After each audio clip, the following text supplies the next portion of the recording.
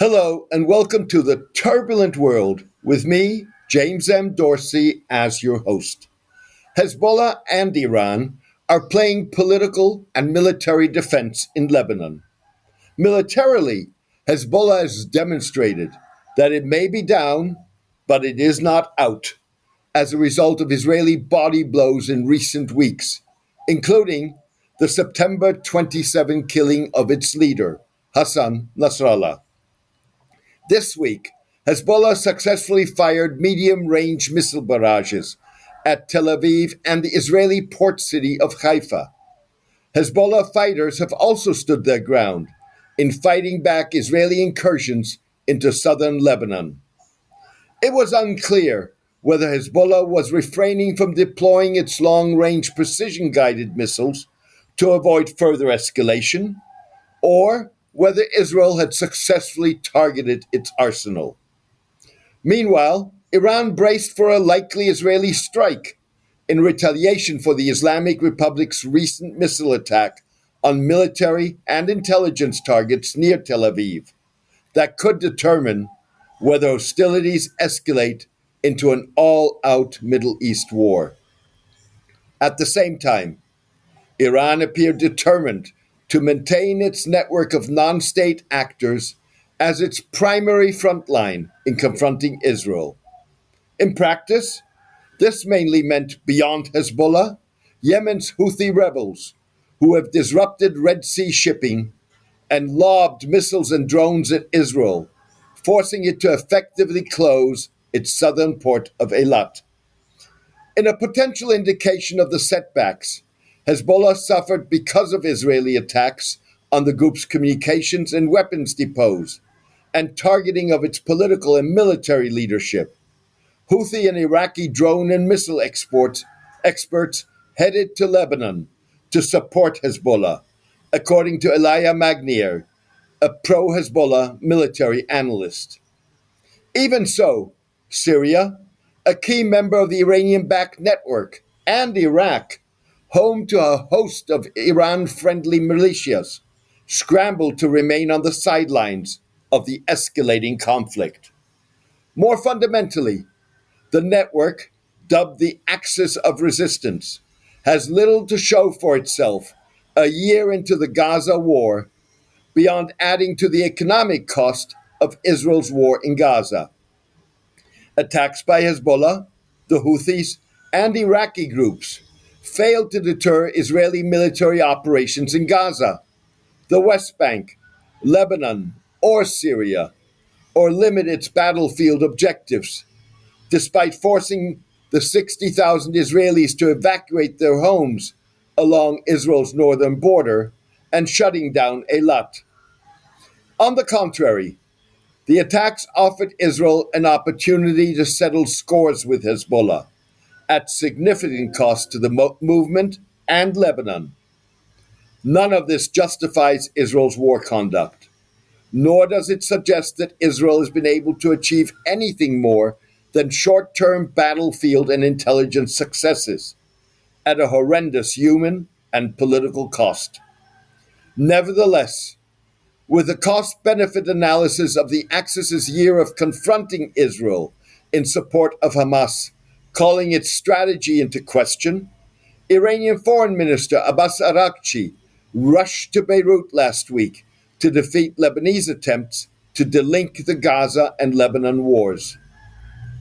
Insisting that a truce in Lebanon could not be achieved without a ceasefire in Gaza, Mr. Araghchi was responding to acting Prime Minister Najib Mikati's endorsement of a US-led call for an immediate 21-day halt to the fighting in Lebanon. Mr. Araghchi sought to capitalize on the fact that by killing Mr. Nasrallah, Israel may have squashed hopes for a Lebanon ceasefire independent of developments in Gaza. In the days before his death, Mr. Nasrallah signaled his willingness to give a Gaza ceasefire a chance by tentatively agreeing to a temporary halt of hostilities on Israel's northern border. However, contrary to Lebanese government assertions, Mr. Nasrallah insisted that his acceptance of a ceasefire did not decouple the Gaza and Lebanon wars. On the contrary, maintaining a truce would depend on halting the war in Gaza. Mr. Nasrallah unilaterally launched Hezbollah's war of attrition against Israel, a day after last year's Hamas October 7 attack on the Jewish state. He consistently insisted Hezbollah would halt hostilities only when Israel agrees to a ceasefire in Gaza. Mr. Nasrallah's killing may have undermined his more conciliatory approach. Lebanese-American scholar Asad Abu Khalil quoted Imad Mughniyeh, Hezbollah's notorious military commander, who was assassinated in 2008, as saying about concern at the time that Mr. Nasrallah may be killed, "They would have taken out the most reasonable among us." Analyst Mouin Rabbani suggested the fallout of Mr. Nasrallah's removal was already visible. Mr. Rabbani described Hezbollah's latest missile barrage targeting Haifa as a deliberately indiscriminate act that reflects the absence of Hassan Nasrallah, who considered insulating his constituents from the conflict with Israel a priority. His successors are likely to prioritize retribution, Mr. Rabbani said. Mr. Nasrallah's presumed successor, Hashem Safieddin, who Israel may have killed in last week's bombing of Beirut's southern suburbs, is or was a hardline proponent of violence with close ties to Iran. In that vein, Hezbollah Deputy Leader Naim Qassem, exuding confidence, insisted on Tuesday in a defiant broadcast that Hezbollah remained a force to be reckoned with, despite the Israeli body blows. Our capabilities are intact. The leadership, command and control, and administration of the party function. We have no vacuum. We have increased our missile attacks and expanded the battlefield. Israel has nothing in the 7 days to prove since it launched its ground offensive, Mr. Qassem said. To drive the point home, Hezbollah launched shortly after Mr. Qassem's speech a second barrage of 100 missiles towards Haifa, the largest to target the city since hostilities erupted a year ago. Mr. Qassem said Israel's offensive, rather than allowing the 60,000 Israelis to return to their settlements along the border with Lebanon, would force more Israelis to evacuate their homes. Mr. Qassem supported Parliament Speaker Nabih Berri, a veteran Shiite Muslim politician, in his quest to find a political solution to the Lebanese conflict, suggesting that Hezbollah would not backtrack on Mr. Nasrallah's acquiescence. Mr. Berri is the United States and France's contact point for indirect talks with Hezbollah, aimed at achieving a temporary ceasefire and implementing United Nations Security Council Resolution 1701. Adopted in 2006, after the Lebanese war, the resolution calls for the withdrawal of Hezbollah to the Litani River, 30 kilometers north of the Lebanon-Israeli border, the deployment of the Lebanese army in the border region, and the pullback of Israeli troops from disputed Lebanese territory. We support Berri's political moves to reach a ceasefire. Everything can be discussed, but only once there is a ceasefire. We are not begging for a ceasefire. We are willing to sacrifice, Mr. Qassem said. However, Mr. Qassem insisted that Hezbollah would not disarm. Mr. Arakchi, the Iranian foreign minister, may not have to worry about Mr. Mikati's endorsement of the U.S.-French ceasefire proposal, while Mr. Berri may not have anything to negotiate.